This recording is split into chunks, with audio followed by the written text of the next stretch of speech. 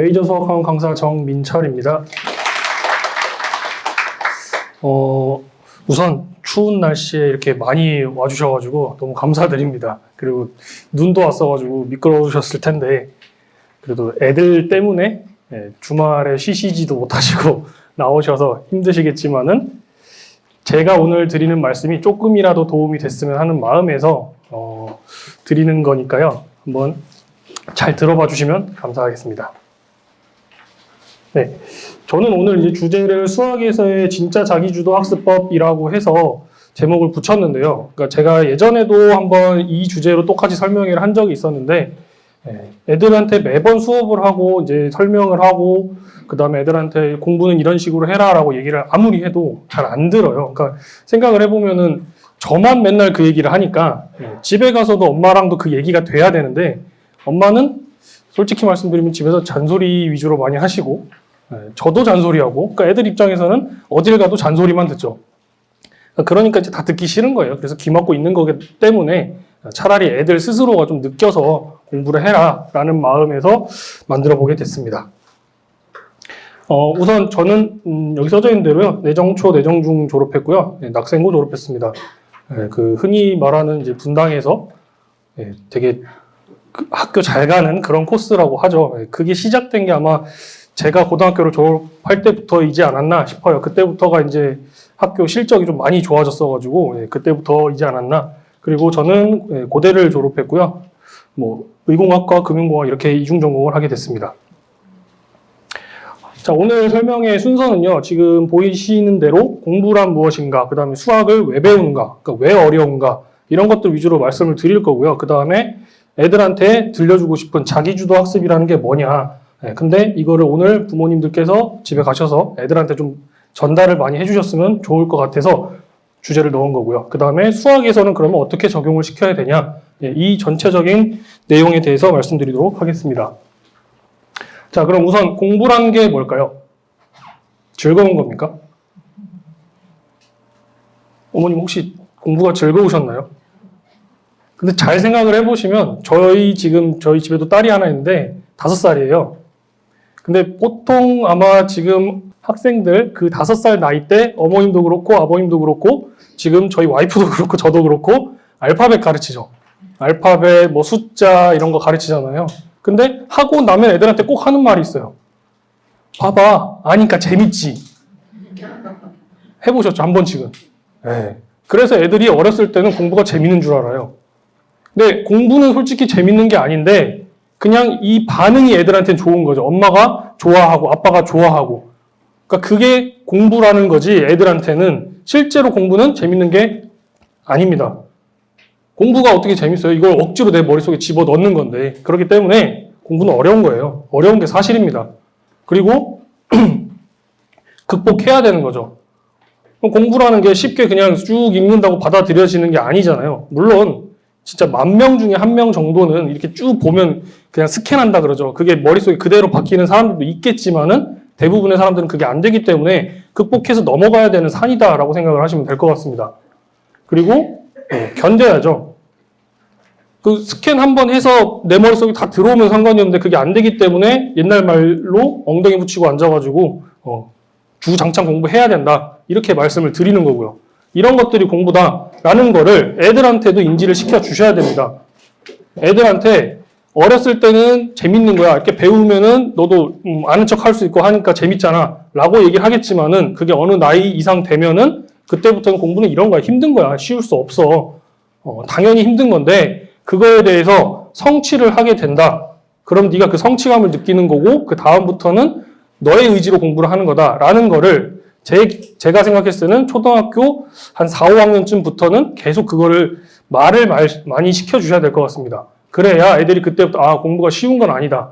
뭔가 노력을 해야 얻을 수 있는 거다. 근데 그걸 얻고 나면은 내가 스스로가 뿌듯하고 자신감도 생기고 그런 거다라고 인지를 계속 시켜주시는 게 그게 공부라고 저는 생각을 합니다. 자, 근데 실제로 우리나라에서 공부를 시키시는 이제 학부모님들을 보면은 솔직히 지금 여기 앉아 계시는 어머님들도 다 엄마 주도 학습이죠. 애들 주도 학습이 아니죠. 엄마가 먼저 학원 가서 이런 학원이 좋대. 이런 얘기 들어보시고 어떤 선생님이 좋대. 그리고 이 시기에는 이 과목을 공부해야 된대. 이런 거 되게 많이 말씀하시잖아요. 물론 당연히 저학년 때는 그렇게 한 게 맞아요. 근데 그게 어느 순간부터는 전혀 통하지 않는다는 거죠. 그 보통 기준이 되는 게 중학교 2, 3학년 때부터입니다. 왜? 애들이 사춘기라는 걸 겪으면서 본인들 나름대로 기준이 생겼거든요. 그러면서 저희 반 학생들도 중학교 2학년 또는 3학년 친구들이랑 얘기를 하다 보면 간혹 가다가 선생님 공부를 왜 해야 돼요? 네, 사춘기 때 애들이 제일 많이 하는 질문이에요. 수학을 왜 해야 돼요? 근데 그때 대답을 해줘야 되는데 보통 어머님들 또는 아버님들은 그 나이 때 원래 하는 거야. 너 학생이니까. 라고만 얘기를 하시잖아요. 남들 다 하는데 넌 안 하고 뭐 할래? 그렇게 얘기를 하면 애들 입장에서는 명확하지 않은 답변이 된 거죠. 그러면 계속 의심을 갖다가 결국에는 나중에 내가 이거 왜 하고 앉았지? 이런 생각이 드는 거고요. 근데 그게 어느 순간에 그런 애들도 3학년 그리고 고등학교 1학년이 넘어가는 순간부터는 본인들이 해야 된다라고 느끼는 순간이 옵니다. 그럼 그때부터 또 미친 듯이 해요. 물론 그때부터 해도 상관은 없어요. 공부라는 게 뭐 언제 시작하는 게 중요한 게 아니기 때문에. 근데 남들보다 좀 힘들죠. 예, 그건 좀 이따 다시 한번 말씀드릴게요. 자, 그래서 엄마 주도의 학습은 아까 앞에 말씀드렸던 것처럼 공부라는 거는 원래 힘든 건데 그걸 견뎌내는 힘 자체를 못 키워줘요. 본인 스스로가 내가 의지가 있어서 난 이걸 견딜 거야 라고 해야지 결국 나중에 고등학교 가서 어려운 게 부딪혔을 때 이걸 죽어라 이것만 파서라도 해야겠다 이런 마음가짐을 갖죠. 근데 그게 처음부터 안 되어 있으면은 본인이 수학이 부족한 거 알아요. 과학이 뭐 물리가 부족한 거 알아요. 근데 가만히 있어요. 엄마가 계획 세워주겠지. 엄마가 학원 알아봐 주겠지. 본인의 의지가 없어버리면 어차피 공부하는 건 아무 의미가 없습니다. 그러니까 흔히 말씀드리는 뭐 여기서 강남에서 오신 분은 안 계시겠지만 대치동 이런 데 가보면 어머님들이 다 계획 스케줄 짜가지고 여기저기 라이딩 하면서 다 시키잖아요. 물론 그렇게 해서 성과가 나오는 친구들이 있죠. 근데 전국에 있는 수험생들 중에 그렇게 해서 성과가 나는 애들이 몇 명이나 될까요? 정말 시키는 대로 곧대로 해가지고 나오는 애들은 거의 없다고 봅니다, 저는. 정말 드물게 1명, 2명 이렇게. 그 외의 친구들은 이번에도 수능 보고 나서 만점자 이번에 몇 명 나온지 아시나요? 네, 5명 나왔다고 하죠. 네, 작년보다 절반으로 줄었다라고 하는데 그 친구들의 공통적인 얘기를 들어보면 본인이 어떻게 공부를 했냐 이렇게 물어보면 줄줄줄 나와요. 뭐 국어는 이렇게 했고 수학은 이렇게 했고 물론 되게 모범적인 뭐 교과서 위주로 했고 개념 위주로 공부했고 라고 얘기는 하지만은 실제로 그렇게 했겠죠, 그 친구들은. 근데 어쨌든 간에 그 친구들은 본인들이 뭘 했는지를 아는 친구들이잖아요. 그렇게 공부를 해야 된다라는 거죠. 저 같은 경우도 지금 어머님들 앞에서 이렇게 말씀을 드리기도 하지만 간혹 이제 시간이 좀 여유가 있을 때 저희 반 학생들 같이 있을 때도 뭐 학년에 상관없이 한 번씩 얘기를 합니다. 나는 고등학교 때 이렇게 공부를 했다. 중학교 때 이렇게 했다. 근데 저는 정말 그 스토리를 싹 다 얘기해 주거든요. 중학교 때는 저도 엄마 주도였다. 근데 내가 고등학교를 가면서 상황이 이러이러해가지고 그게 안 됐다. 그래서 나는 그때부터 이런 마음가짐으로 공부를 했다. 그러니까 그런 얘기를 하다 보면은 친구들이 물론 확 바뀌지는 않아요. 네, 조금 바뀌어요, 조금. 근데 최소한 제가 봤을 때는 한 중3, 고1 정도 애들한테 그 얘기를 해주면 일주일에서 한 달은 가는 것 같아요. 그럼 저는 똑같은 얘기를 한 달 후에 또 해야 되죠. 네, 그래야 계속 리프레시가 되는 거니까.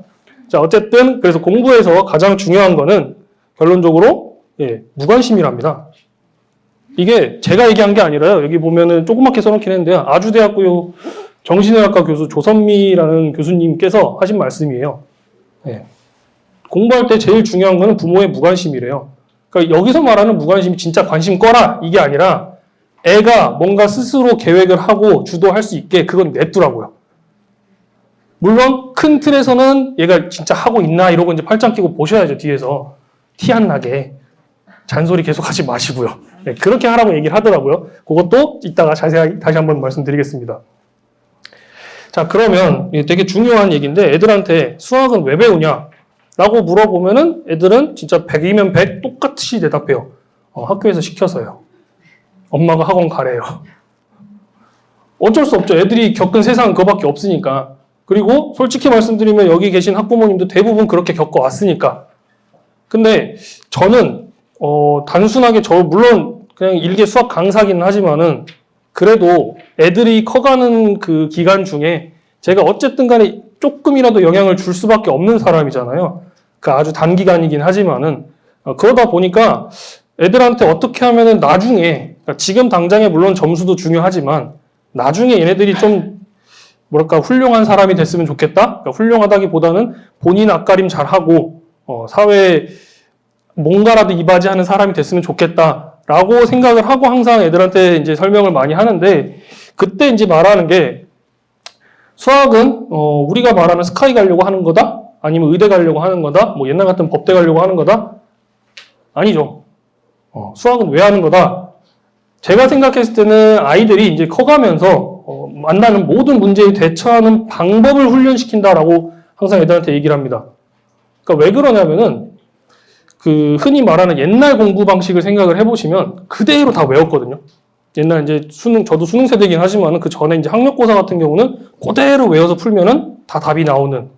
근데 지금 어머님들, 아버님들 지금까지 사시면서 생각을 해보시면 모든 문제가 책에 나오는 게 아니잖아요. 내 인생에서 내가 앞으로 겪어야 될 문제들이 진짜 아무도 들어보지도 못했던 일이 생기기도 하고 누가 주변에서 경험담을 들려주지 않은 일도 생기기도 하고 그럼 그걸 어떻게 겪을 거예요?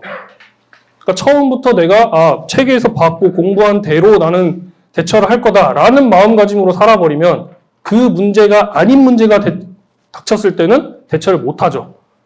그래서 저는 애들한테도 수학이라는 게 자체가 단순하게 너네를 계산기로 만드는 게 아니다.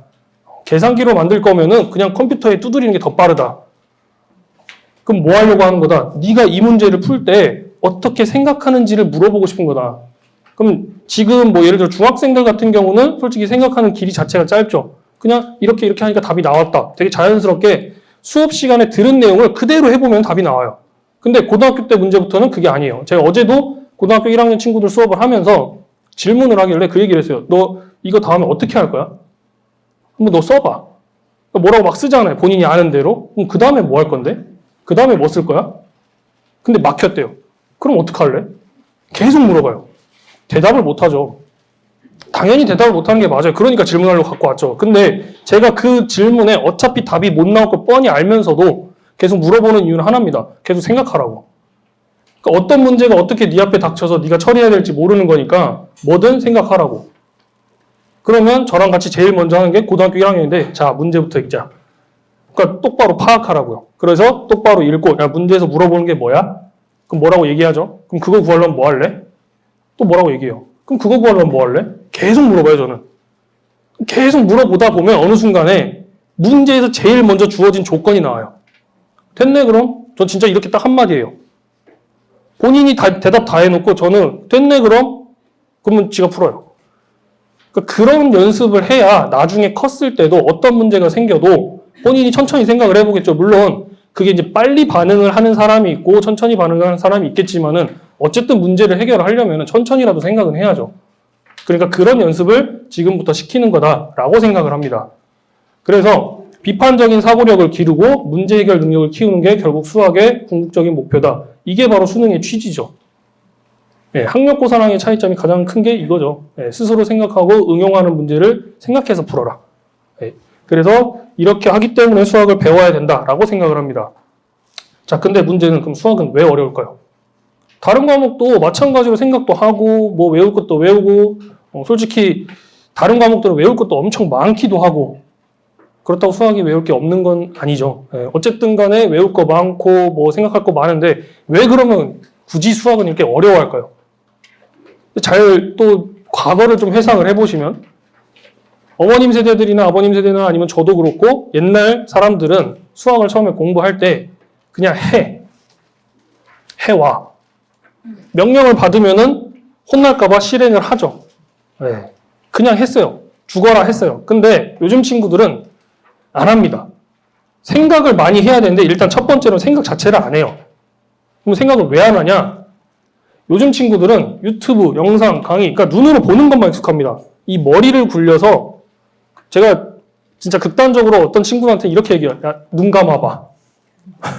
왜냐면 눈을 뜨면은 문제만 쳐다보고 있어요. 제가 옆에서 이거 뭐야? 라고 물어봤는데 문제만 계속 눈으로 따라가요.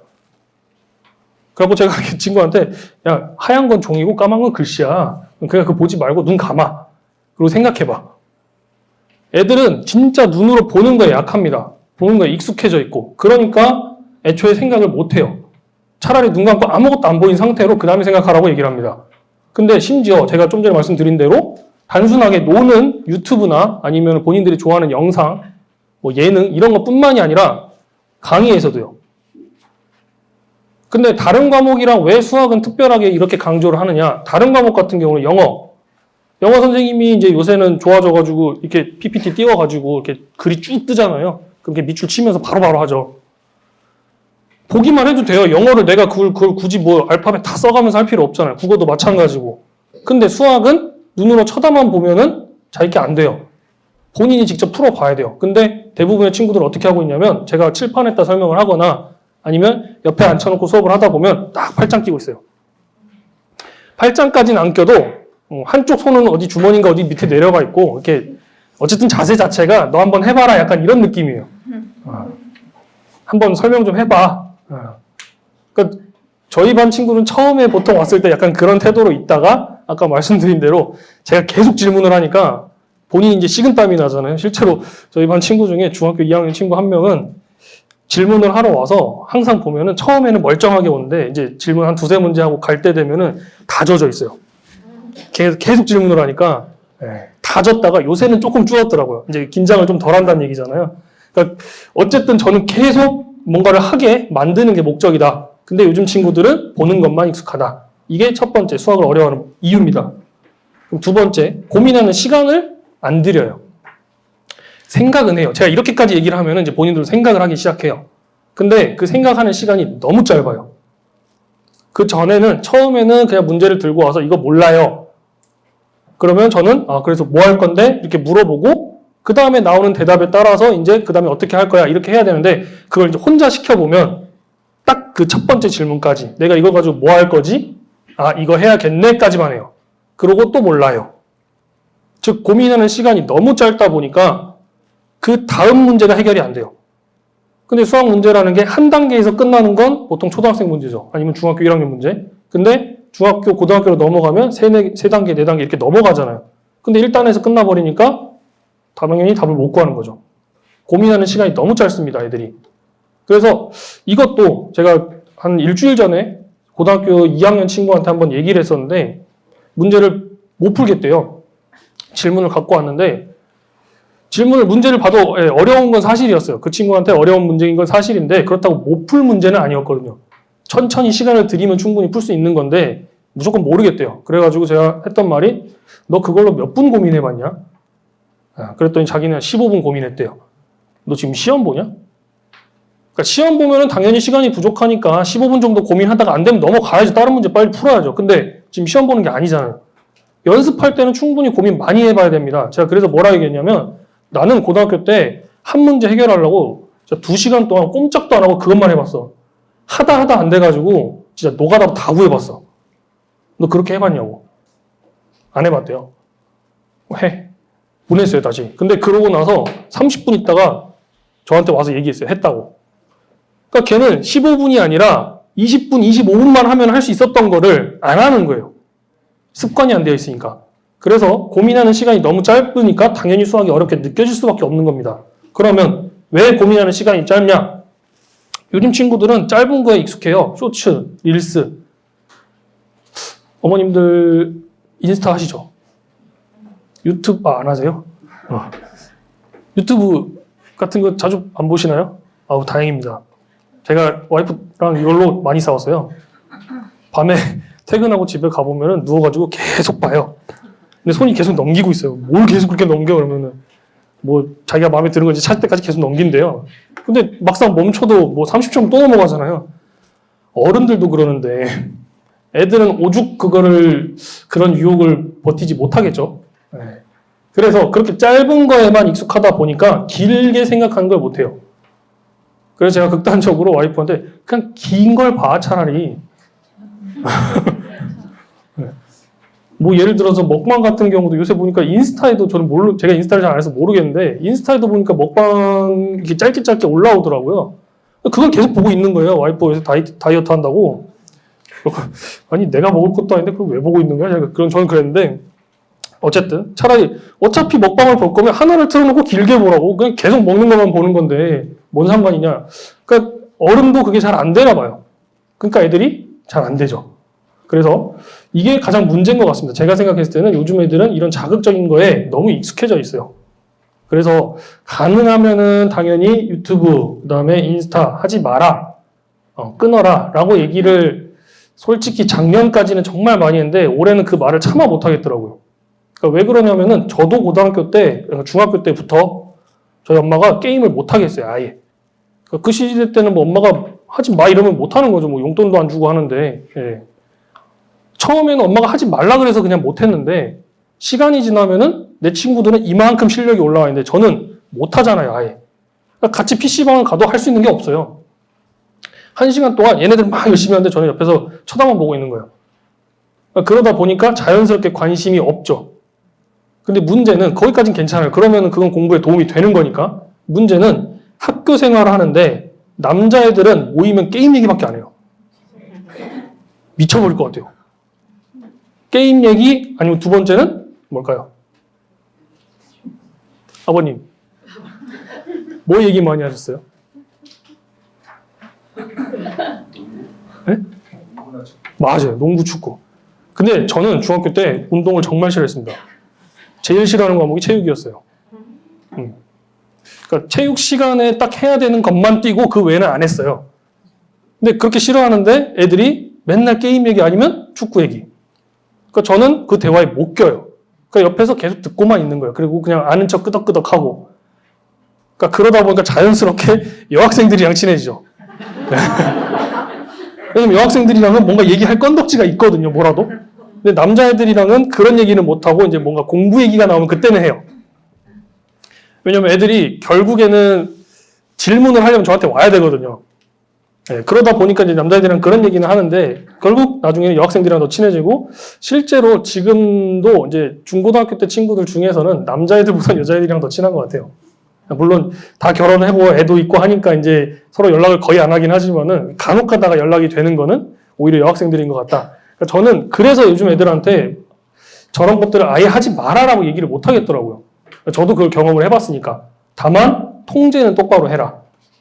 할 때만 하고 아닐 때는 확실하게 끊고. 그러니까 네가 그걸 통제를 못하는 건 당연하다. 아직 어리니까. 대신에 못할 것 같으면 그 핸드폰 공부하는 동안 또는 숙제하는 동안만큼이라도 그냥 엄마한테 내놔라. 근데 또 그러면 애들이 그래요. 엄마가 봐요. 엄마가 자기 걸 보는 것 같아요. 아, 그러면 잠궈서 거실에 놔둬 그럼 되잖아. 아니 네 문 앞에 놔두면 되잖아. 정말 그렇게까지도 얘기를 하거든요.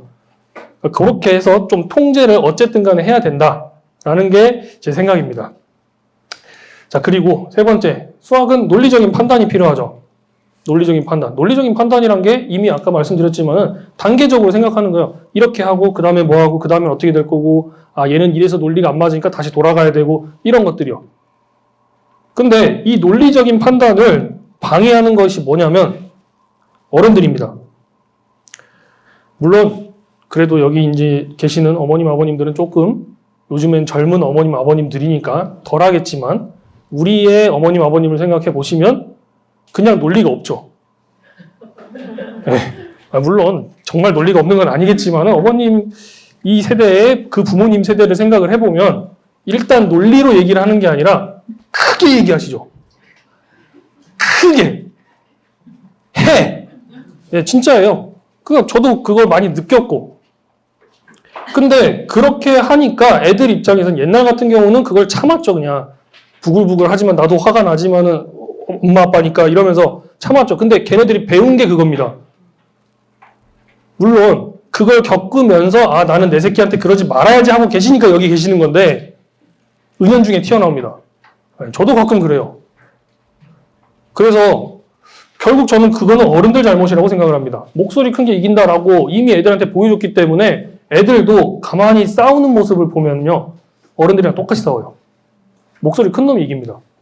그러니까 심지어 저도 이제 동생이 나이 차이가 좀 많이 나서 11살 차이 나는데 동생이 당연히 이제 중고등학교 때 저는 이미 성인이었죠. 그 모습을 많이 봤는데 친구들이랑 막 노는 모습에 그 와중에 지들끼리 또 싸우기도 하고 하니까 그걸 보니까 되게 신기했던 게 제 동생은 저보다 키가 큽니다. 이미 중학교 때 제 키였고 고등학교 때는 저보다 컸는데 어쨌든 등치가 이만한 애인데 같이 이제 노는 친구 중에 정말 왜소한 친구가 있는데 얘가 항상 말싸움 이겨요.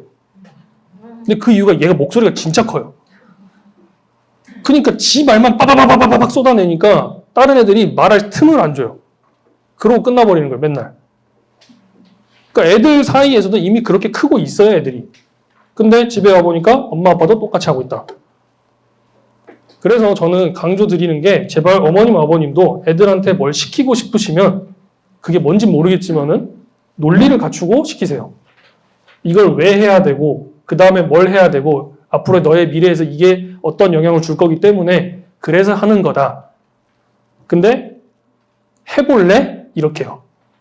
하는 게, 그러니까 내 생각은 하는 게 좋겠다. 그러니까 실제로 저는 학생들한테 많이 그렇게 얘기를 하거든요. 나는 이렇게 했으면 좋겠다. 근데 그게 너무 과하다 싶으면 요것만 빼자. 그러니까 저는 이만큼 주고요, 요만큼 빼요.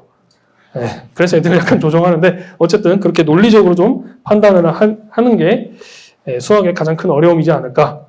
그래서 수학은 어려운 이유가 주변 환경도 있지만 본인 의지도 있고 둘 다 복합적으로 잘 돼야 수학이 어렵지만은 극복할 수 있는 거다라고 말씀을 드리고 싶습니다.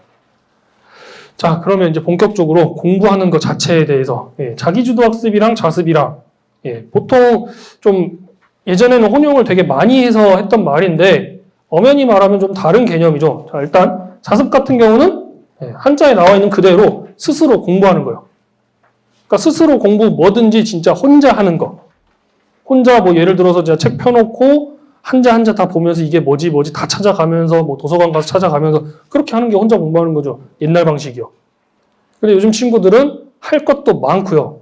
시간은 부족하고. 그러니까 저도 애들한테 야, 너 숙제 왜 안 해왔어? 이 얘기를 정말 많이 하는데 말은 그렇게 하지만은 애들한테 진짜 한편은 좀 미안하기도 해요. 할 게 너무 많아요.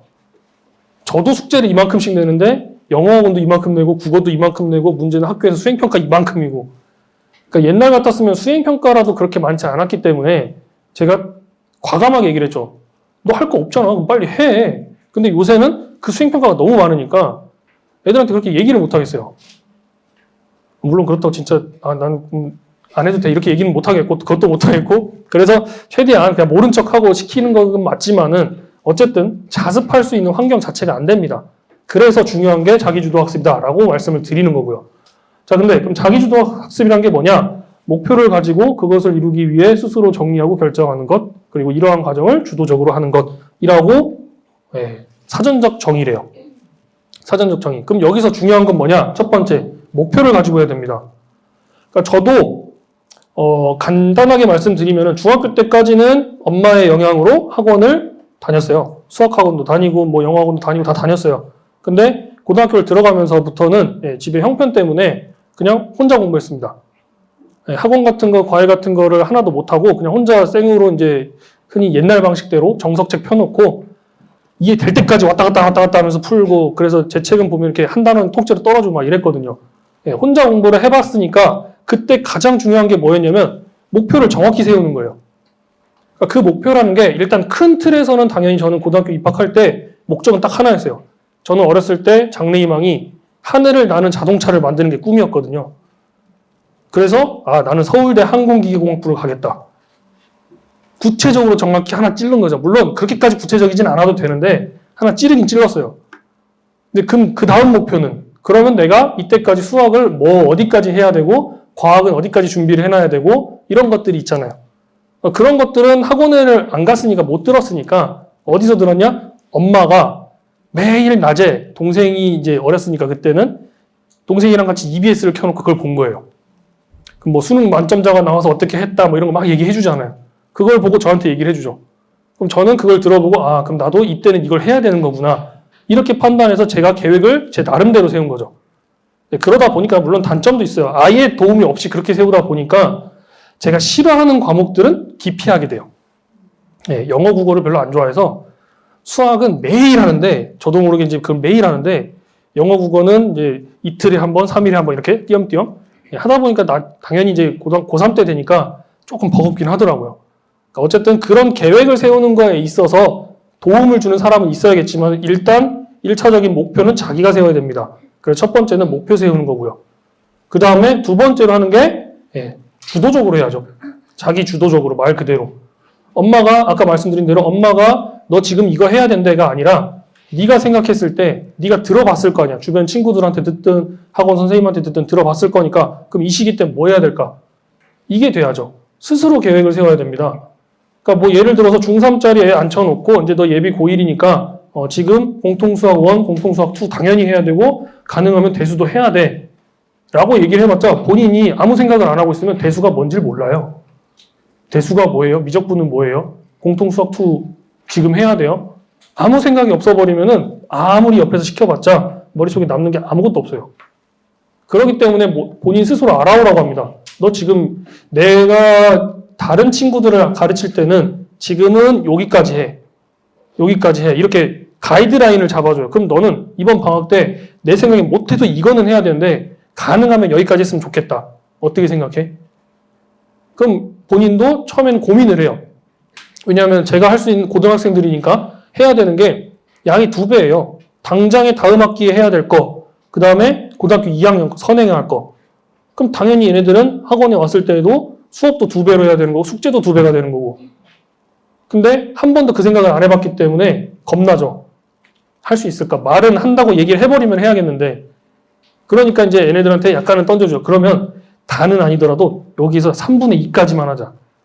뒤에 거는 조금 나중에 해도 돼. 급한 거 아니야. 근데 최소한 여기까지만 하자. 이렇게 계속 딜을 하는 거죠. 근데 그러다 보면 본인도 어쨌든 그 계획에 참여를 했잖아요. 그러니까 제가 방학 2달 동안에 미친 듯이 시켜도 거기까지는 따라와요. 본인도 약간의 책임감을 가지고. 그게 100% 본인 머릿속에 안 들어가도 어쨌든 간에 진도까지는 따라와요. 그래서 제일 중요한 게 주도적으로 해야 된다라고 말씀을 드리는 겁니다. 네, 그러면 자기주도 학습에 대해서 아까 말씀드린 대로 혼자 하는 것. 물론 혼자, 공부라는 것 자체가 혼자 하는 거기 때문에 100% 틀린 말은 아니죠. 반은 맞는 말입니다. 완전히 틀린 말도 아니고요. 자습이랑 약간의 차이는 있지만 어쨌든 공부 혼자서 계획 세우고 해야 되니까 혼자 하는 거다라는 말이 반은 맞습니다. 자, 근데 진짜로 혼자 하는 게 아니라 과외, 학원, 인강 다 오케이입니다. 제가 실제로 저희 반 친구들한테도 만약에 나한테 배우다가 안 맞으면 나가도 돼. 당연히 배워도 되는데 혼자 못할 것 같으면 다른 학원 또는 과외의 힘을 빌려야 돼. 네가 혼자 이 책을 읽고 해결해 나갈 그 자신이 없으면은 반드시 다른 방법을 찾으라고. 그냥 밑도 끝도 없이 나가가지고 어떻게 하지 이러고 있다가 시간 보내지 말라고. 그리고 저 같은 경우도 고등학교 때 뭐 수학은 제가 혼자 했지만은 수학, 영어, 국어 같은 경우 그냥 혼자 했지만은 과학 같은 경우는 중요하긴 하지만은 솔직히 국영수보다는 어쨌든 그 다음이잖아요. 다음 순위잖아. 그러다 보니까 얘한테 그렇게까지 시간을 많이 투자를 못 해요. 그럼 시간을 줄여야 되니까 어떻게 했냐? 그건 인강을 들었어요. 근데 뭐 그것도 에피소드가 많긴 하지만은 그것도 인강도 이제 뭐 한두 푼 하는 게 아니다 보니까 친구들이 다운받아 온 거를 PMP로 옮겨서 듣기도 하고 뭐 그런 식으로 어쨌든 불법이긴 하지만 그렇게 공부를 했었죠. 자, 그래서 과외도 학원도 다 오케이니까 공부를 할 때 계획만 정확히 세워서 해라. 이렇게 먼저 얘기를 하고요. 그래서 스스로 계획을 세우고 중요한 건 실천을 해야죠. 계획만 백날 세워봤자 실천 안 하면 아무 의미 없잖아요. 그래서 실천을 하는지 안 하는지를 계속 검사를 해야 됩니다. 근데 그 검사가 제가 하는 게 아니라 본인 스스로가 계속 검증을 해야 돼요. 저도 어렸을 때 이제 이렇게 막 말씀을 드리고 하지만은 저도 당연히 학생이었으니까 처음에 계획을 되게 거창하게 세웠어요. 일단 딱 달력 모양 있죠. 한 달치. 그래서 1일에는 뭐 2일에는 뭐 특히 이제 시험 기간에 그렇게 한 달치를 쭉 세워놓고 나서 시작하면은 일주일 안에 그 계획이 다 무너집니다. 무너질 수밖에 없어요. 왜냐하면은 학교에서 갑자기 이거 수행평가 해오래요. 그럼 그거 먼저 해야죠. 학원 숙제가 먼저가 아니잖아요. 그러니까 저도 그걸 하면서 계속 계획표가 바뀌니까 제 성격상 계획을 해놓고 바꾸는 걸 되게 싫어하는데 계속 바뀌니까 이게 스트레스 받는 거예요. 그래가지고 계획표를 따로 세웠습니다. 지금 이제 잘 안 보이실 수도 있는데요. 이게 위클리 플래너예요. 한 주. 일주일 단위로 끊어가 버리면 뒤에 건 수정을 안 해도 되잖아요. 뒤에 건 아직 안 세웠으니까. 그래서 이 계획표 세우는 거에 대해서는 제가 다른 설명회 때도 많이 말씀을 드렸습니다. 저는 항상 일요일 날 계획을 세웠고 일요일 저녁에 그리고 그 계획을 세울 때 월요일부터 이제 토요일 끝까지만 이렇게 계획을 세웠죠. 일요일은 비워두고. 왜냐면 일요일은 아까 말씀드린 대로 그 월요일부터 토요일까지 하다 보면 또 변수가 생기니까 그 안 되는 걸 일요일에 또 하는 거예요. 그래서 일요일은 또 비워놓고. 제 나름대로 스트레스를 줄이려고 생각해낸 방법입니다. 그래서 그 자세한 내용은 이제 그 전에 다른 설명회 때 말씀을 드렸기 때문에 오늘의 주제랑 좀 벗어나니까 그건 다음에 말씀드리도록 하겠습니다. 어쨌든 간에 이런 식으로라도 계획을 하고 실천을 하라는 거죠. 저는 이거를 고1 입학하는 순간부터 고3 졸업할 때까지 했습니다. 그 계획을 계속 유지하는 게 중요한 거고요. 그리고 간단하게 하나만 더 말씀드리면은 고등학교 3학년 특히 됐을 때는 수험생이죠. 저는 수험생한테 가장 강조하는 게 몸에 습관을 배게 만들어라라고 항상 얘기를 합니다. 그러니까 본능적으로 튀어나올 수 있게. 제가 그걸 강조하는 이유는 딱 하나예요. 제가 그걸 경험을 해봐서. 그리고 저는 애들한테도 얘기하는 게 난 내가 경험 안 한 건 니네한테 강요 안 할 거야. 그래서 애들이 가끔 저한테 뭐 국어 공부 어떻게 해요 물어보면 나 몰라. 내가 국어를 잘 못했어. 이렇게 얘기를 하는데 그러니까 그걸 강조하는 이유가 3년 내내 이런 식으로 살았다 그랬잖아요. 그러니까 뭔가에 항상 틀에 맞춰서 살았는데 하필이면 딱 수능 한 2, 3일 전날 감기 걸린 거예요. 그것도 이제 기침 감기를. 기침을 콜록콜록 해야 되니까 미치겠죠. 그래갖고 이제 심지어 수험장 들어갔을 때도 그 감독관한테 부탁을 했어요. 기침 때문에 듣기 평가나 다른 친구들한테 방해가 될 수 있으니까 사탕을 물고 있어도 되겠냐. 근데 사탕을 물고 있으면 없어지잖아요. 그래서 그럼 또 물어야죠. 또 물고 해야 되니까 그거는 넣어놓고 해도 되냐. 원래 밑에 아무것도 넣어놓으면 안 되니까. 그래갖고 허락을 받고 계속 먹은 거예요. 하루 종일. 그럼 나중에 입이 다 헐었더라고요. 근데 어쨌든 그렇게 이제 시험을 수능장에 들어가 수능을 보는데 오전까지는 괜찮았어요. 오전에 이제 국어 보고 수학 보고 어찌어찌 이제 넘어갔어요. 근데 점심 먹고 영어 보고 나서 이제 그 다음에 탐구, 과탐 4개를 봐야 되는데 저는 4개를 봤는데 2시간을 스트레이트로 봐야 돼요. 일어날 수가 없어요. 그러니까 똑같이 수학도 2시간이었지만 수학은 솔직히 맘만 먹으면 화장실 한번 갔다 와도 되거든요. 근데 과탐은 할 수가 없는 게 30분 단위예요. 그러니까 끊어갈 수가 없잖아요. 근데 문제는 과탐 시험지를 받는 순간 허리가 너무 아픈 거예요. 이게 컨디션이 다 다운되어 있으니까 허리 그때도 파스도 4개 붙이고 갔거든요. 근데 컨디션이 다운된 상태로 이제 문제를 푸니까 어떻게 푸는지를 모르겠는 거예요. 제가 머릿속으로. 근데 아차 싶었던 게 시험지를 딱 한 장 넘기는 순간 아차 싶은 거예요. 내가 뭘 풀었지 이 생각이 든 거예요. 즉 앞에 1번부터 10번까지가 아무 기억이 없어요. 난 분명히 풀긴 했는데 내가 이걸 어떻게 풀었는지 전혀 기억이 안 나요. 근데 그래가지고 그 다음에 어쨌든 풀려는 있으니까 일단 얼른 뒤에 거 빨리 풀자. 그리고 다시 앞으로 와서 확인을 했더니 맞는 거예요. 그리고 실제로 나중에 수능 보고 채점 해봤더니 앞에는 다 맞았어요. 뒤에서 틀렸어요. 제가 그걸 경험하고 애들한테 항상 하는 얘기가 니네 3년 내내 그 짓거리 하면 본능적으로 푼다고. 근데 이렇게 말씀드리는 이유가 이 계획이 단순하게 여기서 끝나는 게 아니라 제가 고3 때는요. 아침에 학교 가서 제일 먼저 본 게 국어책이요. 그 다음에 봤던 게 수학 문제 풀어요. 그리고 점심시간 이후에 쉬는 시간에 영어 듣기 평가. 귀에 꽂고 mp3로 꽂고 그냥 자요. 그리고 나서 했던 게 영어 독해 문제 풀어요. 그리고 오후에 되면 과학 문제 풀어요. 지금 이게 뭘까요? 예, 수능 스케줄이요. 그거를 고3 1년 내내 했어요. 오죽하면은 옆에서 친구가 저랑 이제 친했던 친구들이 뭐라고 했냐면 저 새끼는 독종이라고. 예, 독종이라고 어떻게 그걸 하루도 안 빼놓고 좀 맨날 하냐고. 저는 아무 생각 없이 그 EBS에서 규칙적으로 살아야 된다길래 극단적으로 규칙적으로 산 거죠. 근데 저는 그거에 대해서 어쨌든 득을 봤죠. 네. 실제로 저는 항상 시험 문제를 풀었을 때 찍으면 다 틀렸어요. 제가 공부를 했던 목적 중에 하나입니다. 찍으면 다 틀려요. 중학교 1학년 때부터 시험을 봤는데 찍으면 다 틀리는 거예요. 그래가지고 이게 내 팔자구나. 운을 바라면 안 되는구나. 그래서 공부를 한 겁니다. 근데 그렇게 공부하니까 결국 수능 때 하나 찍었는데 맞았더라고요. 그래서 제가 애들한테 항상 얘기하는 게 지금 찍어서 맞은 건 좋은 게 아니야 이 새끼야. 나중에 맞아야지. 지금은 조금 틀려도 돼. 네. 어쨌든 그래서 꼭 실천을 시키시라는 거. 자, 그러면 지금 이제 말씀드렸던 거는 공부 전반적으로 이렇게 해라라고 말씀을 드린 건데 수학에서는 어떻게 공부를 해야 되냐? 예, 제일 저는 수학에서 가장 중요한 건 저 첫 번째라고 말씀드리고 싶어요. 스스로 수준을 파악하라고요. 그러니까 테스트를 보라는 게 아닙니다. 그러니까 뭐 학원에 와서 뭐 배운 거에 대해서 진단평가 봐도 이런 거 다 괜찮긴 한데 저는 애들한테 항상 물어봐요.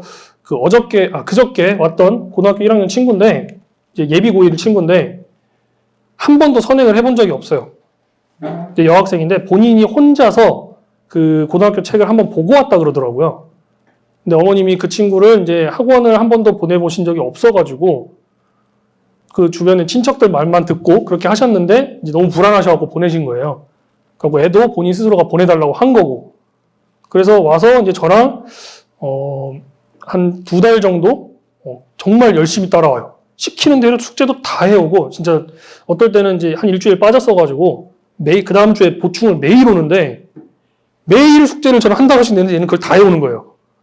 그리고 아 대단하다 너도 참 제가 이제 그랬는데 그 친구한테 제가 그저께 물어봤던 게 뭐였냐면 딱 이제 책을 덮고 그날은 지금까지 공부한 거랑 그다음에 선생님이랑 나랑 같이 한 거랑 비교해봤을 때 이해가 좀 된 것 같아?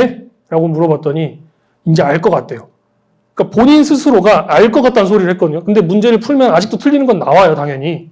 근데 확실히 처음보다 푸는 게 확실히 줄어서 제가 그래서 한번 물어본 거예요. 알고 푸는 건지 아니면 이걸 그냥 문제를 많이 풀어가지고 그래갖고 익힌 건지. 근데 본인 입으로 예전에는 그냥 막 풀었던 거 똑같은 문제 똑같이 풀고 이렇게 했는데 지금은 그거를 이제 본인이 알고 푸는 것 같대요. 그래서 가장 중요한 게 전 저거라고 생각합니다. 본인이 알고 있는지. 그거는 제가 물어봐도 어차피 답이 안 나오고요. 어머님들이 물어봐도 답이 안 나와요.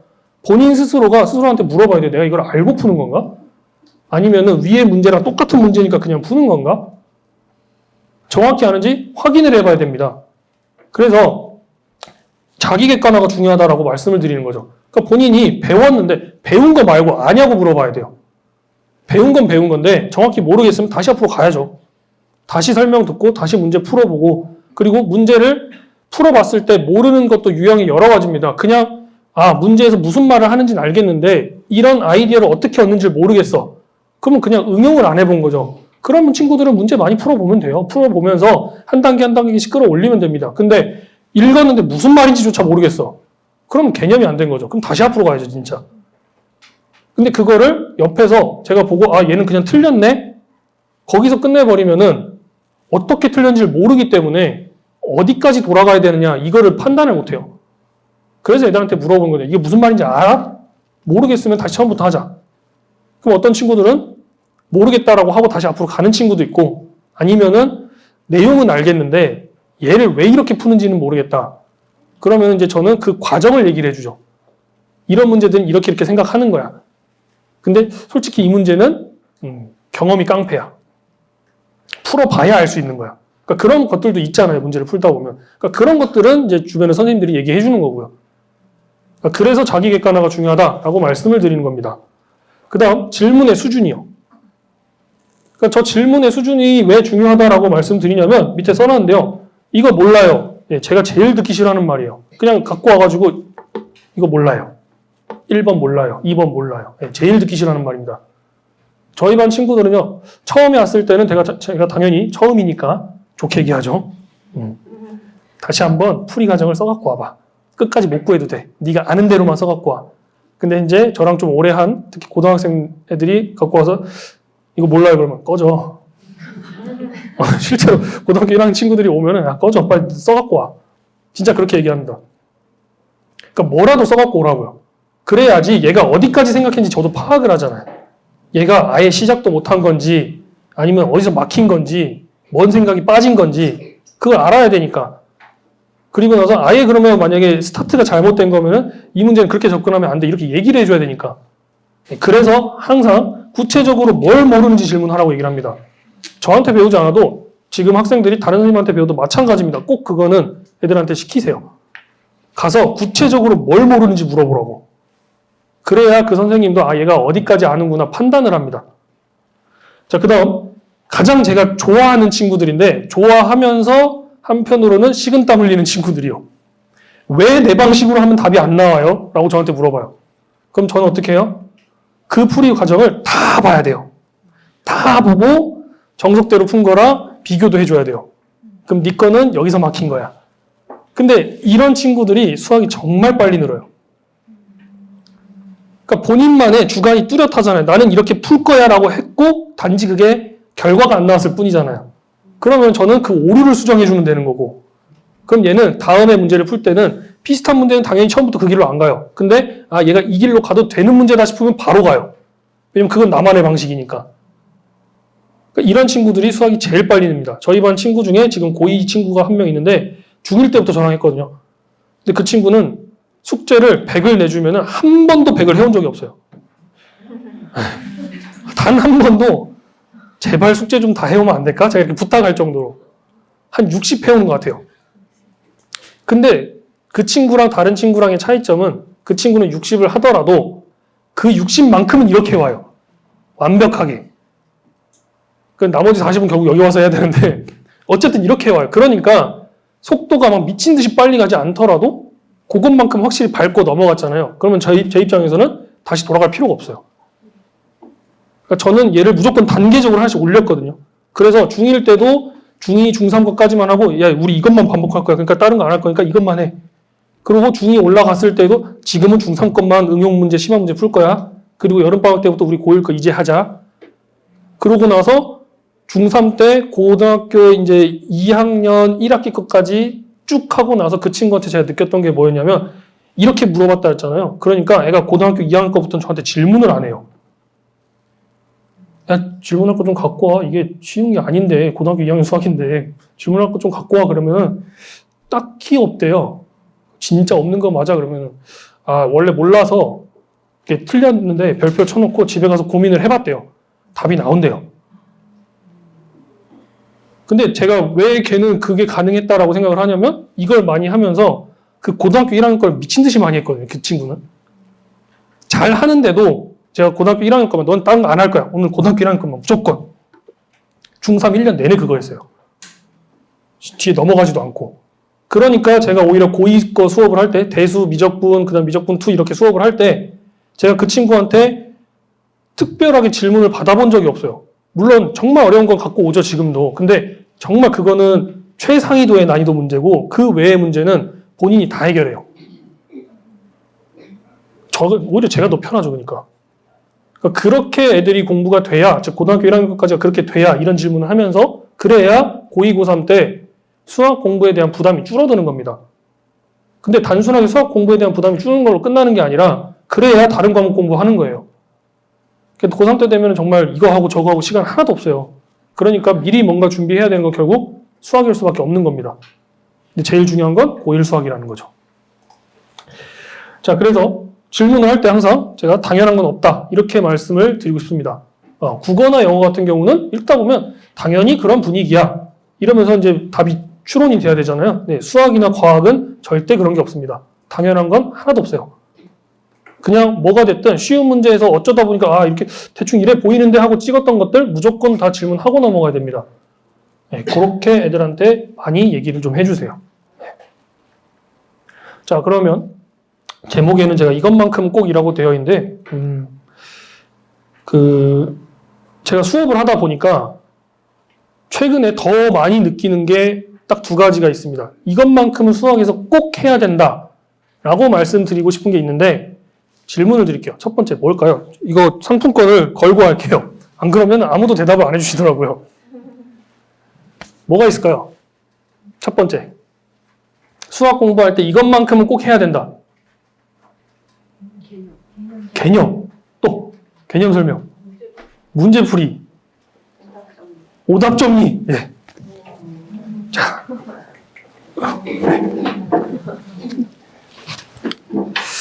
물론 지금 말씀하신 대로 개념 정리, 그 다음에 오답, 문제풀이 다 중요하죠. 근데 그거는 제가 굳이 말씀 안 드려도요, 어차피 다 해요. 근데 오답 정리 같은 경우는요, 안 하는 친구들이 너무 많아요. 자, 그럼 하나 더. 제가 근데 지금 안 누르는 이유가 오답 정리가 2번에다 써놨거든요. 1번이 있어요, 1번. 뭘까요? 뭘까요? 아무도 안 계실까요? 그럼 이거 제가 가져도 돼요? 네? 증명. 문제 풀 때 당연히 증명 중요하죠. 근데 요즘 문제를 풀다 보면 증명하는 과정을 학교 시험에서 많이 유도를 하는데 생각보다 그리 많이는 아닌 것 같아요. 메인은 아닌 것 같아요. 공부 자체만을 놓고 봤을 때 정말 중요한 거. 지금 학원에 와서 제가 애들한테 매일 얘기하는 거예요. 심지어 사인하고, 네. 스스로 생각해서 푸는 거예요. 네, 그거 당연히 강조 많이 하죠. 근데 애들한테 와서 오늘 하고 집에 갈 때 항상 제가 얘기를 해요. 뭘 누르는지, 뭘 푸는지. 그거는 이제 갈 때 얘기는 안 하잖아요. 제가 복습도, 아니요. 제가 복습까지 바라지도 않아요. 질문도 이제 갈 땐 제가 얘기 안 물어보지 않을까요? 애들 빨리 가려고 이미 짐 다 쌌는데? 네? 말로 설명해보기, 그 가는 애들한테 그거 물어보라고 하면. 숙제요. 네, 어머님 제가 이따가 갖다 드릴게요. 네. 숙제요, 숙제. 제발 숙제 좀 해오라고요. 제발 숙제 좀 해오라고 그렇게 얘기를 합니다. 갈 때마다요. 근데 이거는 초등학교 5학년부터 저희 반에 고2까지인데, 고2까지 다 얘기해요. 안 할 수가 없어요. 그 얘기를 안 하면요, 그 다음날 왔을 때 숙제가 확실히 적어져 있어요. 줄어 있어요. 매일 얘기합니다. 그리고 아까 말씀드린 대로 오답입니다. 자, 그러면 구체적으로 숙제. 제가 왜 숙제를 첫 번째라고 말씀을 드렸냐면, 제발 숙제를 좀 끝까지 하라고요. 그러니까 물론 저처럼 저희 반 지금 여기 어머님들 많이 와 계시는데, 제가 이제 처음에 상담 드릴 때 이런 말씀을 드렸을 겁니다. 제가 기준을 잡은 게 애들의 능력이 100이면 저는 숙제를 120을 낸다고. 네, 어차피 다 못 해올 거 알지만은 120을 낸다고. 왜냐? 100을 내면 애들은 영악해요. 80만 해요. 본인의 능력을 100% 발휘하지 않아요. 그러면 저는 120을 내면 100까지는 해오겠죠. 네, 그러면서 막상 오면 너 왜 숙제 안 했어? 이렇게 말은 하죠. 네. 그래서 한편으로는 남은 거 그럼 빨리 해. 이렇게 그냥 얘기를 하고 넘어가는 거고요. 자, 어쨌든 숙제를 제발 끝까지 해와라 라고 말씀을 드리는 이유가, 제가 이거 백날 얘기해봤자 솔직히 모두 다 아시는 얘기잖아요. 숙제는 당연히 잘해야 된다, 다 해야 된다.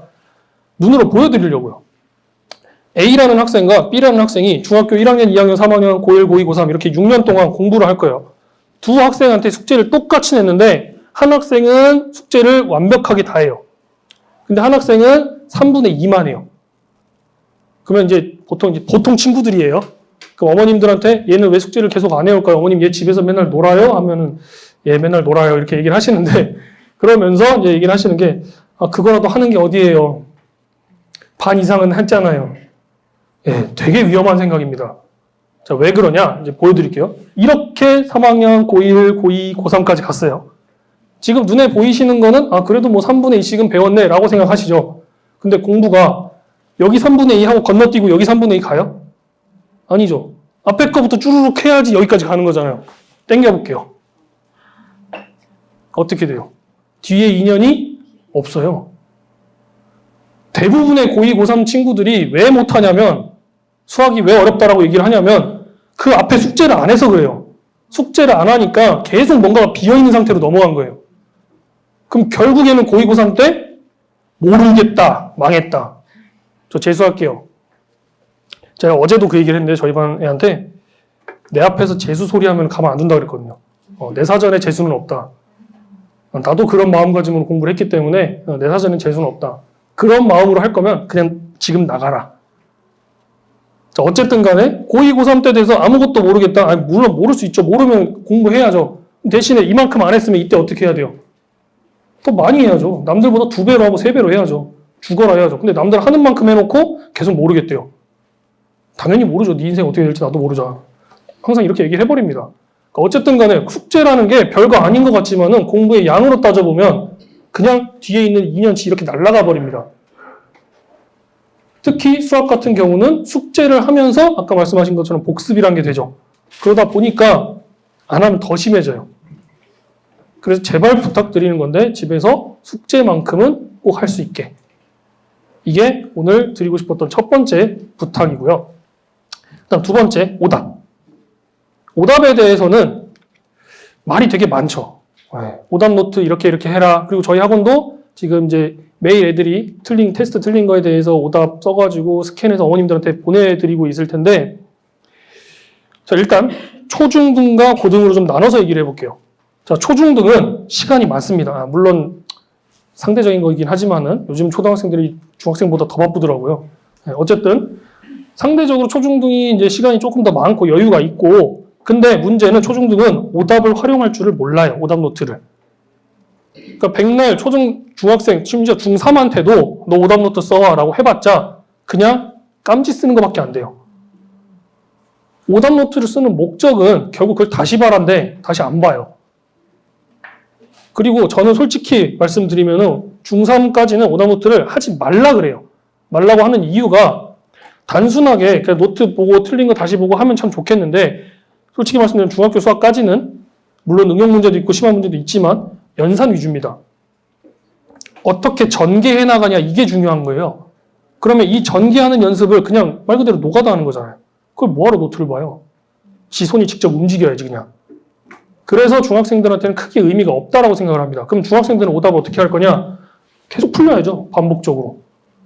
똑같은 거 그냥 계속 풀려도 상관없습니다. 어차피 또 틀려요. 네. 또 틀리고 합니다. 그거 한 3번 풀어야 안 틀려요. 그 다음부터. 그러니까 극단적으로는 그 교재 다시 한번 사라고 말씀을 드리기도 해요. 근데 그게 아니면 저는 그냥 복사라도 해주고 그래서 똑같은 거 다시 풀게 이렇게. 그래서 첫 번째 틀리고 갖고 오고 두 번째 틀리고 또 갖고 오고 계속 반복. 그래서 중학생들이나 초등학생들은 복사나 그냥 세교재로 시키시면 됩니다. 네, 오답 노트 말고요. 근데 고등학생이 되면 시간이 없죠. 상대적으로 시간이 없어요. 이걸 다시 풀고 할 시간이 없고 풀어야 될 것도 너무 많고 다른 공부도 해야 되고 그리고 단순 연산이 고등학생들의 문제가 아닙니다. 이제 연산은 떼야 돼요. 그래서 제가 고등학생들한테 하는 말이 애들이 이제 문제 풀고 너 이거 왜 틀렸어? 라고 물어보면 실수했대요. 계산 실수했대요. 야, 고등학교 1학년, 2학년쯤 돼가지고 계산 실수라는 게 말이 되냐? 사칙연산 못하면 그러면 저기 중학교 졸업장 반납하고 초등학생으로 가라고. 계산을 못한다는데 제가 그렇게 얘기하거든요. 고등학생부터는 계산은 실수가 아닙니다. 그건 실력인 거죠. 그럼 연습하면서 그것도 극복하면 돼요. 중요한 건 어쨌든 고등학교 수학은 연산보다는 어떻게 생각하고 어떻게 전개해 나갈 거냐 그게 중요한 거기 때문에 진짜 어려운 문제만 오답을 하는 겁니다. 계산 틀린 건 오답 안 해도 돼요. 애들이 물어봐요. 틀린 거 이런 거 계산 틀린 것도 해야 돼요? 그걸 왜 해? 이런 것까지도 얘기를 해줘야 돼. 네가 생각해봐 이렇게 얘기를 하는데 오답 노트는 어려운 거, 내가 못 풀었던 거 아니면 풀었는데 내가 과정이 이게 이런 과정으로 푼 게 아닌 것 같다 싶은 것들 그런 거 쓰는 겁니다. 그리고 특히 고등학생들한테 오답 노트 쓰라라고 제가 얘기할 때 뭘 얘기하냐면 문제 쓰라 그래요. 써놨는데 문제 쓰라고요. 또 어머님들이 이제 간혹 이렇게 오답 노트에 대해서 강조를 하면은 요새 그 되게 좋아졌더라고요. 이게 복사기? 이렇게 손 프린트 해갖고 복사기 이렇게 붙여주시고 하시더라고요. 제발 그거 하지 말라고 말씀드려요. 그거 찍고 뽑는 시간이랑 이거 그냥 쓰는 시간이랑 별 차이 없습니다. 근데 왜 그러면 그렇게 안 하느냐? 쓰면서 문제를 본인이 읽을 수밖에 없죠. 다시 읽으라고. 읽으면서 빼놓던 거 다시 생각하라고요. 그래야 문제에서 아 여기서 중요한 게 나오는구나 그걸 파악을 할 수 있어요. 그래서 손으로 직접 쓰라고 얘기를 합니다. 지금 오늘은 제가 안 갖고 왔는데 제가 고등학교 때 쓰던 오답노트가 지금 저희 반 교실에 있거든요. 네. 제가 가끔 애들한테 보여줘요. 이렇게 하는 거라고. 근데 제가 진짜로 그거를 써놓고 계속 반복해서 봤습니다. 계속. 심지어 학교 내신 준비를 할 때는 한 달 정도 전부터 이렇게 막 공부를 하잖아요. 그럼 오답노트가 이렇게 문제가 쌓이겠죠. 그럼 그 쌓인 거를 일주일 전부터는 새로운 문제를 안 풀어요. 그 오답노트만 계속 봐요. 그거 보고 또 봐도 또 틀려요. 얼마나 틀리냐면요. 이건 제가 만든 건데요. 잠시만요. 여기 1, 2, 7, 14, 30이라고 써놨는데요. 이게 뭔 숫자냐면 틀린 문제가 있죠. 그럼 오답노트를 그 다음 날이나 하겠죠. 네, 1일 첫 번째 봤어요. 그럼 풀이 과정도 당연히 한 번은 봤겠죠. 그리고 나서 그때부터 이틀 후에 다시 풀어봐요. 풀이 과정 가리고. 또 틀려요. 말씀드린 대로 어려운 거니까. 한 번에 제게 안 됩니다. 그러면 그 이틀 후에 다시 풀어보고 모르면 또 풀이 보겠죠. 그럼 그러고 나서 덮고 일주일 후에 또 봐요. 근데 문제는 일주일 후에도 또 틀려요. 그리고 나서 그 일주일 후부터 2주 후에 그걸 또 봐요. 보통 여기까지만 한 4번 본 거잖아요. 이 정도 보면은 알아요. 제가 그래서 장담할 수 있는 건데 오답노트를 이렇게 활용을 하면은 머릿속에서 그 문제는 절대 안 잊어집니다. 그래서 제발 오답노트를 써놓고 이렇게 봐라라고 얘기를 정말 많이 해요. 고등학생들한테. 근데 저도 지금까지 이제 10년 넘게 애들을 가르쳐 왔지만은 이렇게 했던 친구가 딱 한 명 있었어요. 이걸 그대로 따라한 친구가. 네, 그 친구는 그래서 어쨌든 대학도 서울에 있는데 잘 갔고, 심지어 전공을 처음에는 약간 수시가 납치가 돼가지고 전공을 자기가 원하지 않는 데를 들어가긴 했는데 본인이 도저히 안 되겠나 봐요. 근데 그 친구가 고등학교 때 제가 그 얘기를 했어요. 이과인데도 너 나중에 확통 공부를 좀 해보라. 통계학과 이중 전공 같은 거 해라. 그래서 금융권으로 가라. 왜냐하면은 걔를 가르칠 때 느꼈던 게 다른 것도 물론 잘 따라왔던 친구지만은 그 통계를 할 때 제가 설명해주는 방식대로 그대로 그걸 받아들이고 응용을 잘 하더라고요. 그래서 한번 해봐라라고 했더니 실제로 이제 나중에 그 통계학과 지금 이중 전공 해가지고 자기는 금융권으로 가려고 지금 준비 중이다 이러고 있더라고요. 그러니까 애들마다 그게 당연히 다른 거겠지만은 어쨌든 저렇게 연습을 정말 많이 했어요, 그 친구는. 그러니까 걔는 한 번 본 거에 대해서 저렇게 한 2달 정도에 걸쳐서 본 거니까 잊을 수가 없죠. 그렇게 공부를 시키시면 좋을 것 같습니다. 자, 그러면 이제 내용은 됐고요. 네, 학원에서 제가 하는 역할 뭘까요? 1차적으로는 당연히 수학 설명해주는 사람이죠. 네. 수학 설명을 해주다 보면은 당연히 애들한테 쓴소리를 할 수밖에 없습니다. 왜 안 했냐? 왜 이렇게 생각 안 하냐? 그 다음에 뭐 숙제는 왜 안 했냐? 좋은 소리가 잘 안 나가요. 근데 두 번째는 이제 수준 파악을 하면서 얘한테 그 다음 계획을 세워주죠.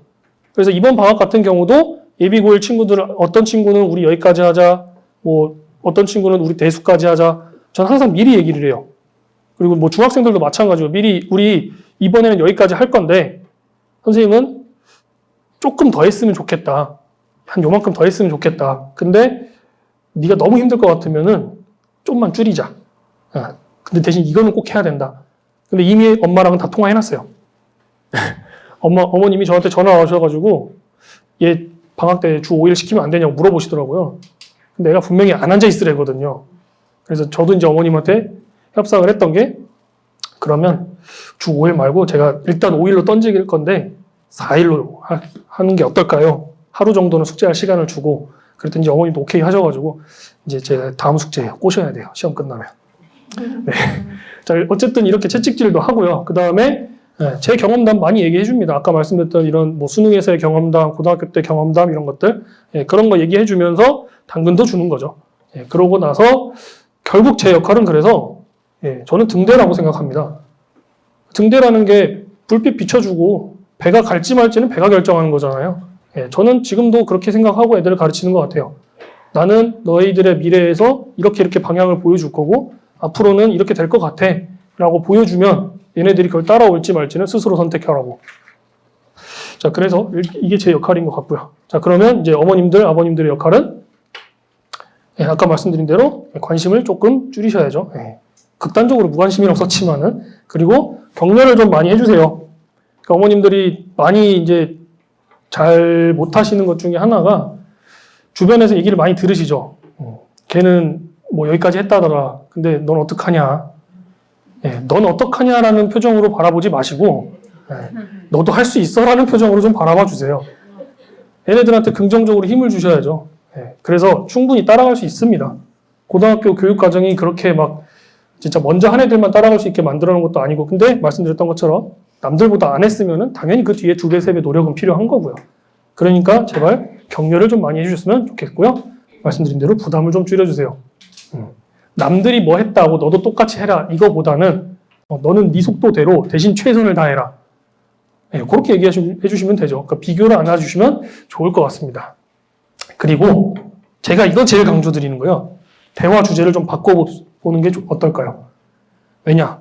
강조하는 이유가 대화 주제가요. 보통 어머님들 집에 가셔서 애들이랑 뭐 얘기해요? 고등학생들은 대학, 성적, 중학생들도 마찬가지로 내신 성적 얘기 많이 하시죠. 근데 애들이 반응을 잘 되짚어 보세요. 성적 얘기를 하면 애들이 입이 어떻게 돼요?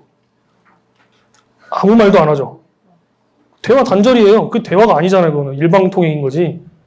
그래서 애들하고 제발 대화를 해주셨으면 좋겠습니다. 그래서 성적 얘기 말고 본인들이 앞으로 뭐 하고 싶은지. 그러니까 제가 좀 이거는 좀 되게 희망적으로 미래 꿈, 장래 희망 이렇게 써놓긴 했지만은 애들한테 저 자주 물어봅니다. 뭐 하고 싶냐고. 근데 그게 거창하게 무슨 직업일 필요는 없어. 그냥 네가 관심 있는 게 뭐야?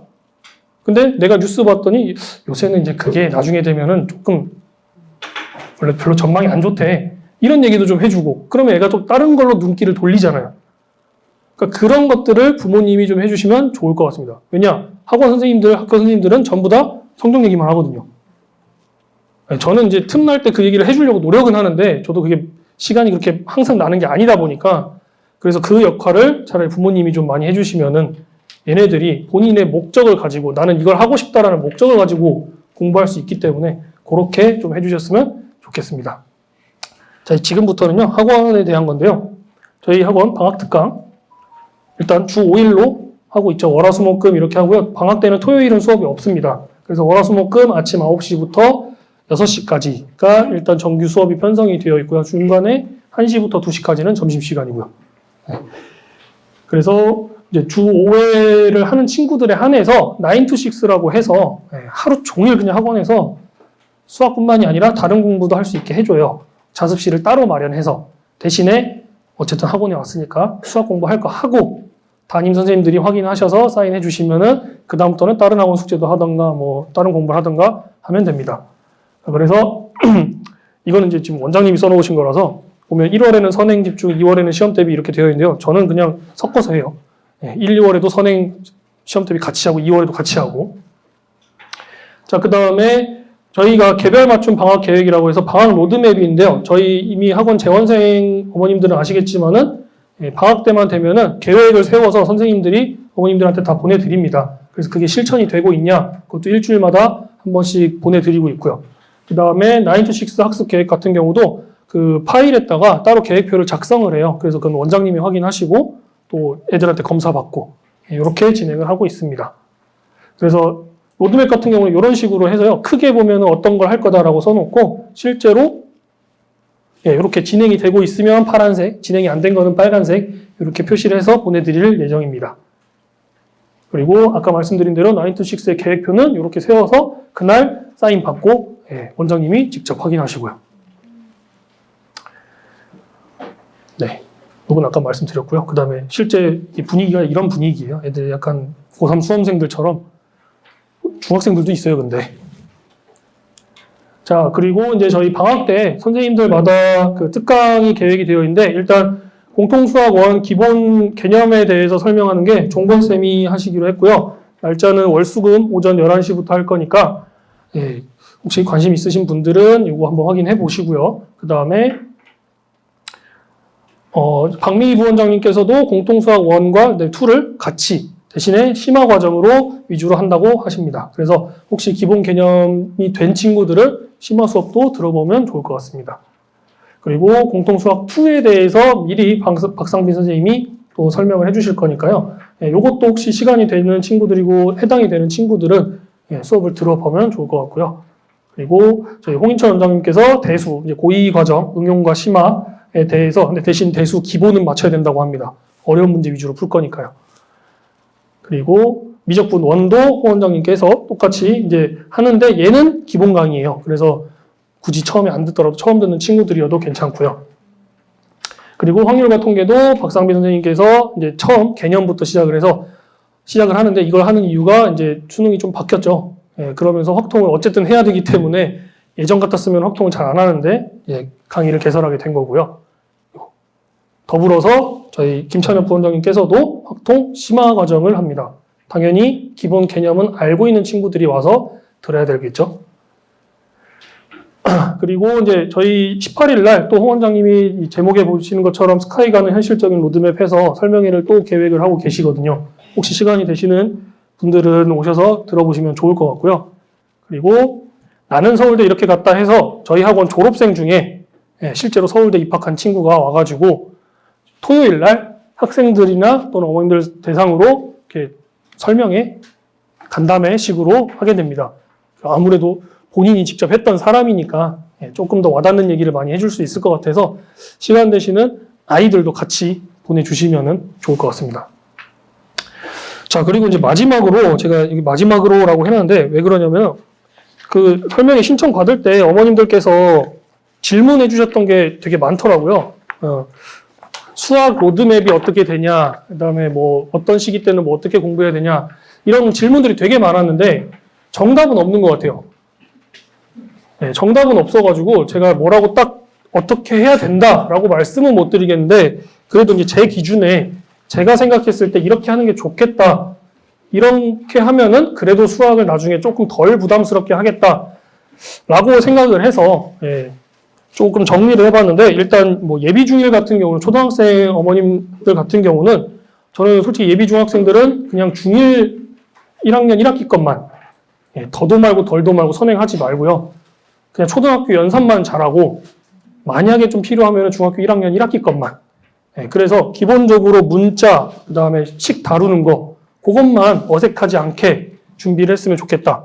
이게 첫 번째고요. 두 번째부터는 이제 중1은 한참 이제 주변에서 많이 들어보실 겁니다. 어떤 애들은 어디까지 했다 이런 얘기 되게 많이 들어보실 텐데 물론 따라가면 좋죠. 근데 우리 애가 따라가냐가 중요한 거잖아요. 그래서 과하게 따라가는 것보다는 저는 그래서 기준을 항상 세운 게 중1 친구들은 아무리 많이 나가도 중3까지 고등학교 거를 웬만하면 저는 안 보여줍니다. 보통 겨울방학이 돼야 시작할까 말까 하죠.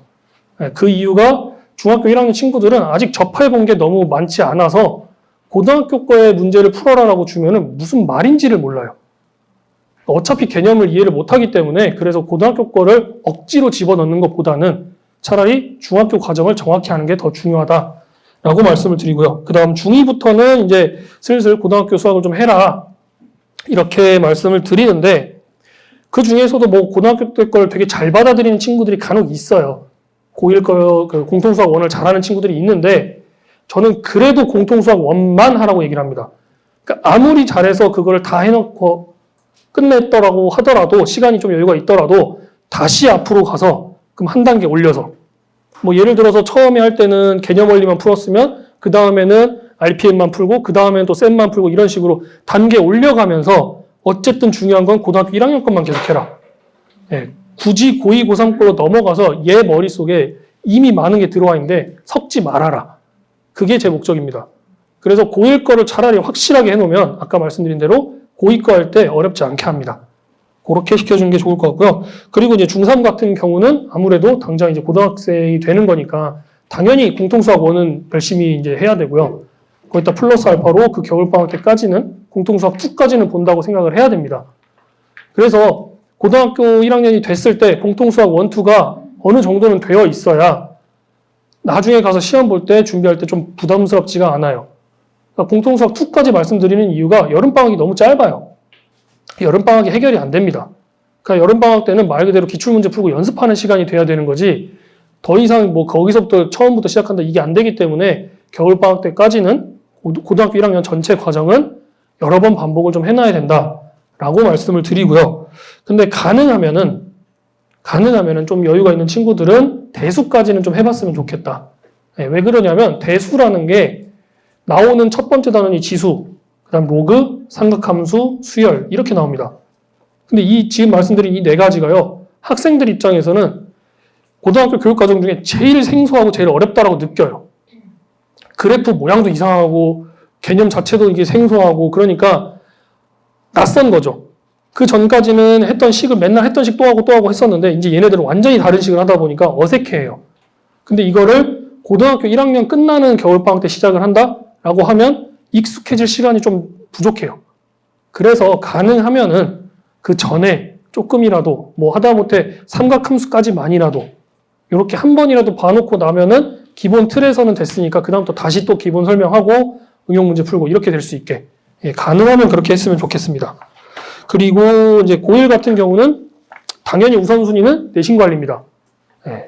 고등학교 1학년 특히 친구들이 한 1년 정도 지나면 많이 하는 말이 저는 어차피 내신으로 안 되니까 수능으로 정시 파이터가 될게요. 제가 항상 하는 말이 개소리 하지 말라고. 내신이 안 되는데 무슨 정시 파이터냐. 특히 수학 같은 경우는 점수가 나오든 안 나오는 건 별개의 문제죠. 왜냐하면 저보다 잘하는 친구들이 있을 거니까. 그리고 상대평가잖아요. 그럼 내가 남들보다 늦게 시작했으면 당연히 뒤처질 수밖에 없겠죠. 근데 그 점수를 가지고 내가 점수가 안 나왔다고 나는 내신을 포기한다? 안 되죠. 왜냐? 수학은 결국 내신 공부하는 게 수능 공부하는 거예요.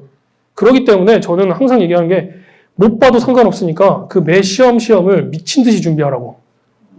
그걸 그때그때마다 해놔야 고3 때 가서 정말 부족한 거 아니면 연계시키는 문제, 응용 문제 그렇게 푸는 겁니다. 그러니까 매 시험 포기하지 말고 공부하라고. 다른 과목을 포기하고 공부하는 건 저는 잘 모르겠어요. 그건 나중에 고3 때 가서 어떻게 커버가 가능할지 모르겠지만 수학만큼은 그게 안 됩니다. 그렇기 때문에 무조건 시험 한 번 한 번은 다 최선을 다해서 봐라 라고 얘기를 하는 거고요. 그리고 나서 이제 고1 같은 경우는 당연히 그 겨울방학 때는 그 다음 학기, 고2 과정인 대수랑 미적분원을 해야겠죠. 근데 이것도 마찬가지로 겨울방학 때 미친 듯이 해야 됩니다. 대수 같은 경우는 1학기 때 한다고 치고 미적분원이 2학기 때 한다고 생각을 해서 좀 여유가 있다? 아니요. 아까 말씀드린 대로 여름방학은 짧습니다. 미적분원 다 못 봐요. 그렇기 때문에 무조건 겨울방학 안에는 끝내놔야 됩니다. 그리고 나서 가능한 친구들은 이제 뭐 이과 쪽으로 할 친구들은 뭐 기하, 미적분 이런 거 한번 하는 거고, 아닌 친구들은 또 확통이라도 미리 봐두는 거고, 근데 확통은 이제 다 필수가 됐죠. 그렇기 때문에 시간이 좀 애매하다 싶으면 이때 확통 봐도 상관없습니다. 네, 저는 저희 반 친구들 중에서도 미적분 확통 다 시켜야 되는 친구면은 일단 미적분 2를 먼저 시키기보다는 차라리 확통을 먼저 시켜버립니다. 그러면은 미적분 2를 남겨두는 이유는 미적분 1을 완벽하게 하고 넘어가면 미적분 2를 할 때 조금 수월하게 넘어가요. 차라리 본인이 문제 풀 때 이걸 왜 이렇게 식을 쓰는지 본인이 이해를 하니까. 그래서 미적분 2를 차라리 좀 뒤로 미루는 편이긴 한데, 그거는 아이들마다 다르니까 계획을 선생님이랑 상담해보시고 결정하시면 될 것 같고요. 그 다음에 고2 같은 경우는 뭐 고2, 고3은 솔직히 따로 할 말은 없어요. 그냥 미친 듯이 지금 하고 있는 걸 최선을 다해야죠. 그리고 특히 강조하는 건 고3은 아까 말씀드린 대로 본인의 생활 습관부터 1년 동안은 저는 제 마음가짐이 고3 때 어떻게 했냐면은 나는 지금부터 사람 새끼가 아니다 이랬어요. 실제로 제가 고3 들어갈 때 그날 아침에 제 스스로 했던 첫 마디가 나는 지금부터 1년 동안 사람 새끼가 아니다. 기계는 놀지 않는다. 그러니까 기계는 전원이 꺼졌으면 꺼졌지 노는 건 아니잖아요. 그러니까 전원이 꺼지는 건 집에서 자는 거고 그 외 시간에는 일을 해라. 저는 그런 마음가짐으로 고3 때 생활을 했기 때문에 어쨌든 그만큼 결과가 나오지 않았나 그렇게 생각을 합니다. 그래서 현실적으로 지금 고3들도 그렇게까지는 아니지만은 그래도 습관은 정확히 들여서 했으면 하는 마음에서 말씀을 드리고요. 네, 여기까지 하게 되면 아마 질문해 주셨던 거는 얼추 다 얘기한 것 같아서 이만 마무리하겠습니다. 네, 감사합니다.